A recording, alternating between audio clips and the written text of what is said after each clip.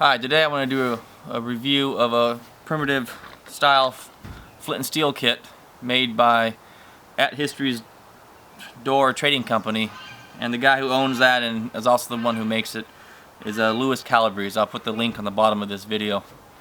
But I thought it might be good to do this review. It's a more primitive kit than most flint and steel kits out there.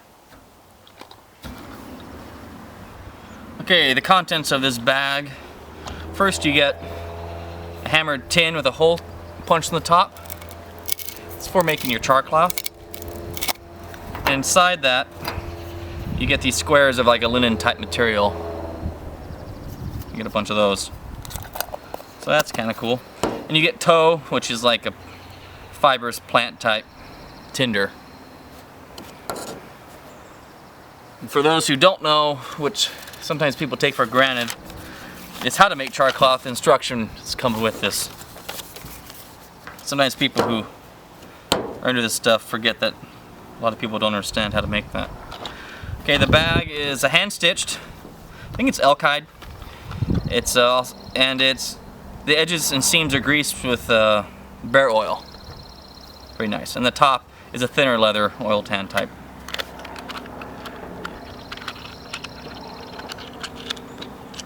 You get 3 flints. I got an airplane flying over, hold on. So you get 3 flints. These are considered extra that the kit comes with.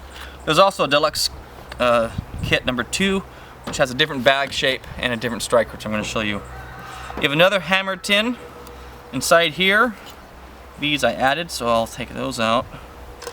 You get some tree fungus, you get some cedar shaving chips, you get some fat wood or grease wood slivers, and you get a beeswax candle inside there. I don't know if you can see that, but good view of that.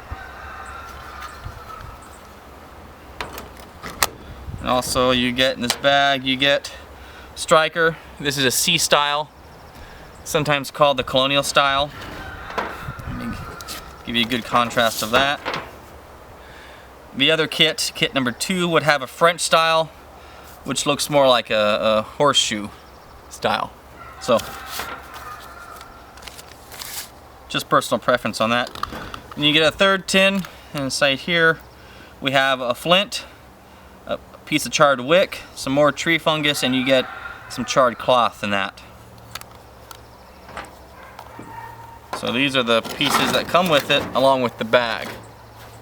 The bag is pretty nice. It's the right size to hold everything, except for this tin here, which is your char cloth making tin.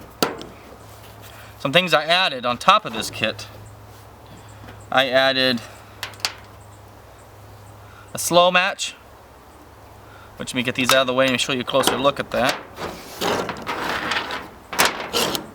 Oh, by the way, he tests the steels before he ships them, and it works just fine. So the slow match, it's cotton rope, and this is a brass sleeve that slides up and down, so you char the end before you use it, and then once it's charred it will take a spark from flint and steel and make an ember, and then when you can use that to blow on your tinder. So say this was lit, I would then put it to my tinder and blow on it at the same time, making that ember hotter, and then eventually catching my tinder source.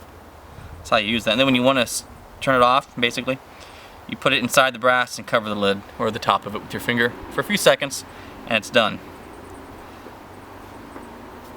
So it's really not that hard to use. It takes a little practice, just like most other systems, but this would not really primitive style. It's just would be an older style of starting fires. You don't see very much anymore.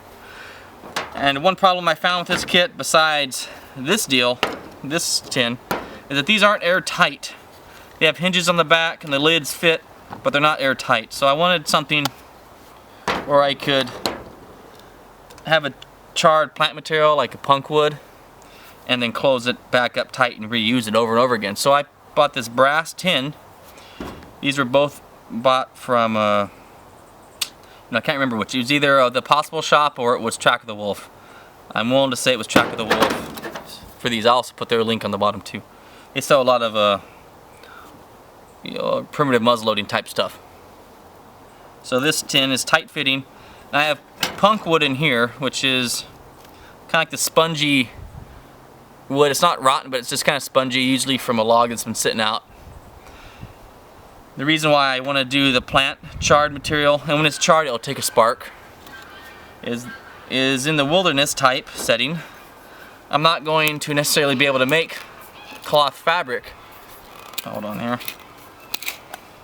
Like this would be. I can't make this, so I only have an X amount of this when I'm out there in the wilderness. So this is something I can find out there. So while these are all burnt away, I have this. I don't want to tear up my shirts and bandanas. Even if I did, I would only have so much. So I added this to my kit here. And I like to keep my tinder separate in a kind of a leather bag so I can roll it up and it's somewhat waterproof.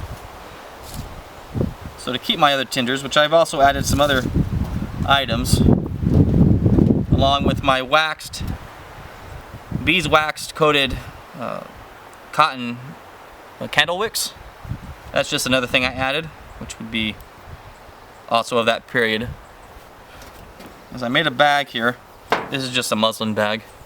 Pretty easy, pretty basic sewing project. As I've made my own, these are covered in cotton, but my own hand-dipped beeswax candles. They're kind of ugly, but it's fun to make. So I made a bunch of those just because I was already melting the wax. But I've also have raw cotton.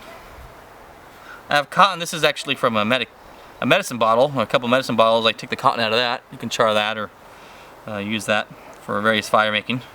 And I have just another bundle of tow here that I had laying around.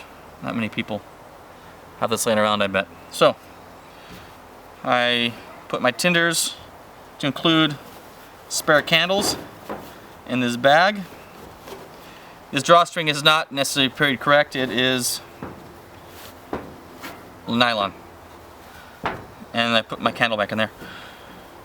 This kit does come with a linen muslin type bag with buckskin drawstrings, but I just don't have that with me right now.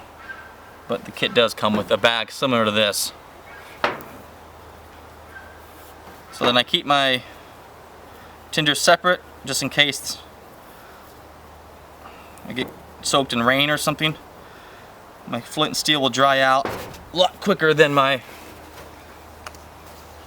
cotton. So I have this elk hide bag I made just out of scrap pieces I had from when I made some moccasins and a shirt and stuff. So I oiled this with a beeswax neat's foot oil rub, so that I could put my tinder bag inside here,